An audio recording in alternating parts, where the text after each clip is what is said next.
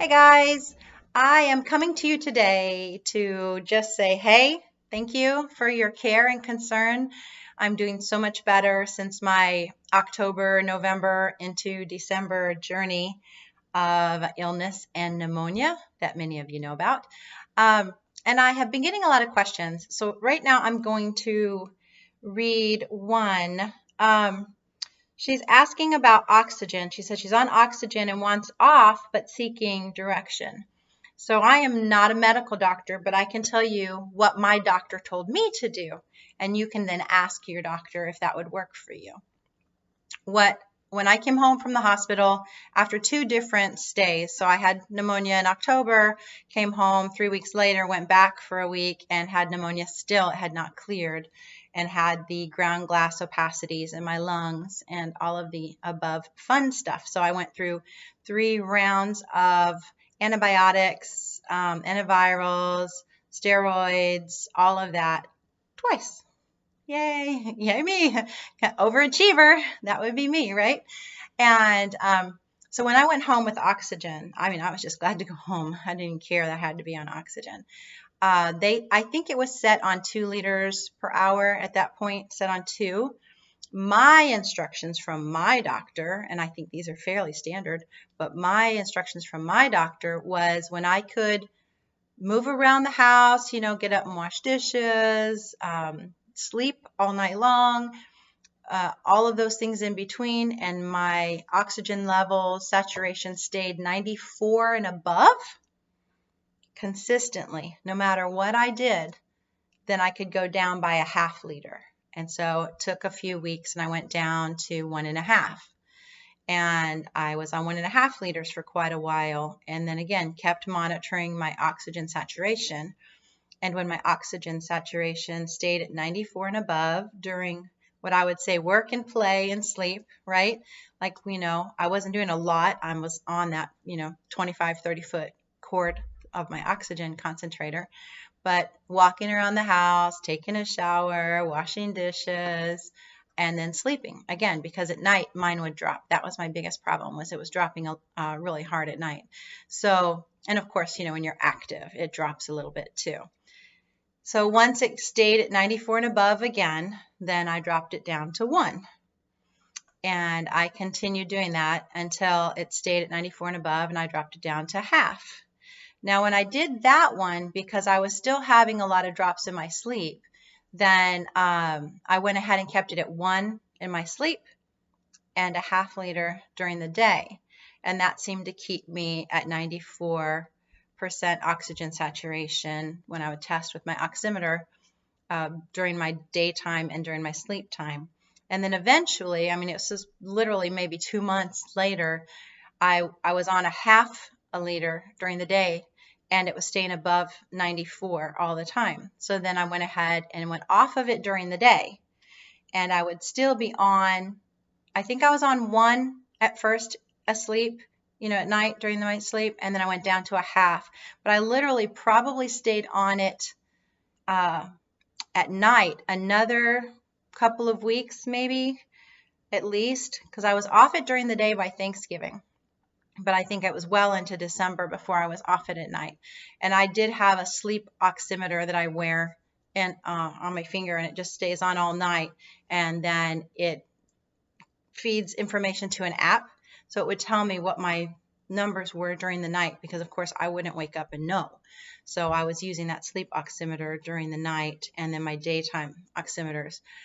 And I did that. Now, I did notice that when I would go ahead and start doing the exercising, just trying to start moving around more, and I would just walk around my building, as I do like the 6-minute test basically, and I'd walk for 6 minutes, and I would keep my oximeter on to see how far it dropped. And if it was dropping too much, then I would slow down. I would breathe deeply, guttural, the belly breaths, to basically pump my oxygen saturation up again, and I would try to keep walking. And I did that every other day or so to try to help build my ability to be moving around again. But I also did use the equipment that I was given when I was sent home from the hospital, because that was another question. was what kind of exercises did I do for my lungs, because I have gotten a clean bill of health on my lungs now.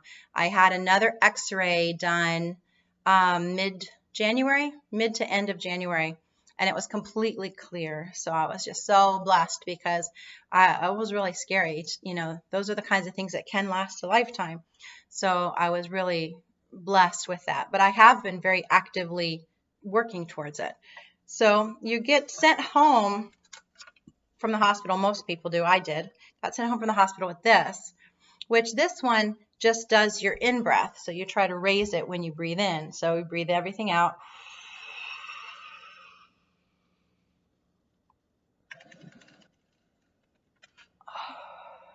And you do like 10 of those every hour or so, as you can remember. Since I was pretty much confined to a chair watching TV, you know, binge watching everything I'd missed, then I would do this during the commercials. And this one was just for your inhalation. Yeah, just for your inhalation. So I did this one. But having researched lung exercises and lung rehab, I ran across this pretty little thing online, and I was watching the doctors talk about it and how they use it for lung rehab. And this one, the breather, a respiratory muscle training device, was like $45 on Amazon. And so I was like, yeah, I'm in. I'm all in. And this is pretty cool, because you can, let's see if I can get you can change the inhale and the exhale resistance. So you can start them both on one. Let me move them back down. Down to one. Still rebuilding my muscle tone that I lost. And then you put your little fingers on the little finger marks, right? Like a little flute. And you make good contact with it, and then you just blow and suck. Breathe in an air. Breathe in an air. Breathe in breath and breathe out through it, and you'll have a little bit of resistance.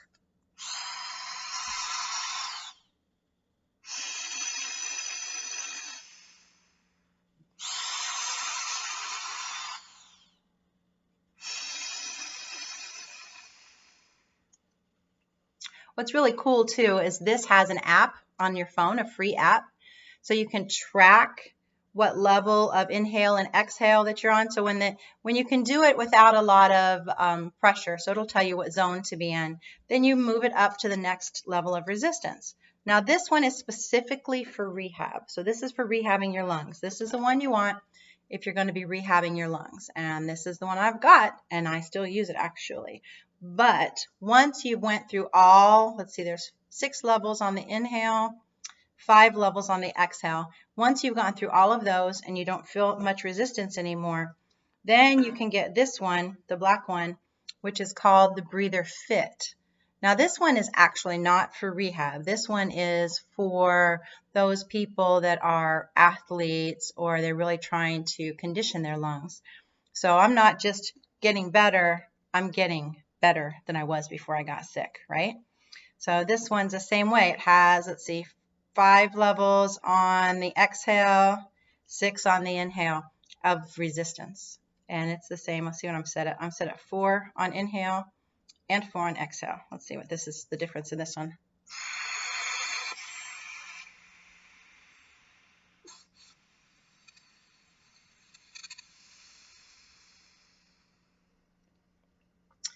And the makers give you really good instructions. They even give you a printout sheet that you can fill out. You're supposed to do, I think, 10, rest a minute, then do 10 breaths again, and do it twice a day. And like I said, there's an app for your phone too, a free app to help keep track too. So it's called the Breather Coach. Let me see. Hold on. I'll make sure I got the right app. Ta-da! Yeah, Breather Coach. See if you can see that on my phone. Breather Coach. Yeah, there it is. All right, let's see. Hold on. Well, all right, fine. Can't see it. It says Breather Coach. So you can sign up with the app, and it's free. And like I said, this one is for rehab. So this is, and go slow, please. My gosh, don't blow a lung out or something. Go slow. Follow the directions that the manufacturers have given, because that's the only way that, this is a medical device. And so they are the medical professionals to tell you how to use it, not me. Okay. So I just told you I followed their directions. That's all I did. But I did follow the directions. I have been continuing even now, all this time later, still doing the exercises, because I'm working on the breather fit, and I went back to swimming laps. I'm not to where I was before I got sick, but I swam 20 laps the day before yesterday. Felt really good about that. It'll get better. I'm not worried about it. I'm giving myself time to do these things. Another one of the questions that this person had was on what kind of medications and things that I was taking to help heal my lungs.